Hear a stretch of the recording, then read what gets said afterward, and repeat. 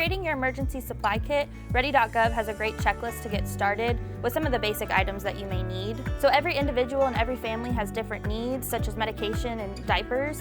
It's important to go through your emergency supply kit about once every quarter, just to make sure everything is up to date and still usable. Diapers is one of those things that may be specific to your family, and as your child grows, make sure you update the sizes in your emergency supply kit.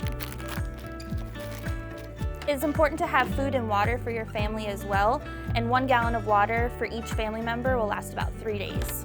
And when it comes to food, you want non-perishable food items such as soup or other canned vegetables. And with those non-perishable, you'll also want a manual can opener that you can use even in the event you lose power.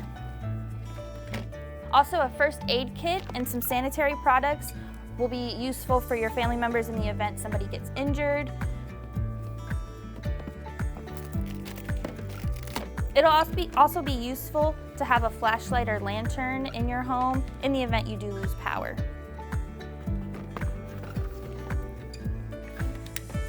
A whistle is also important in the event that you are trapped, so that you can alert first responders when they are nearby where you are located. An adjustable wrench is also important to shut off any utilities in the event you have to do so. NOAA weather radios are also very good to have in your home. They do have battery backup, so if you do lose power, you can still get weather notifications. And then it is important to have an atlas or a map handy in the event that you lose cell phone data on your smartphones. And this is just a generic emergency kit.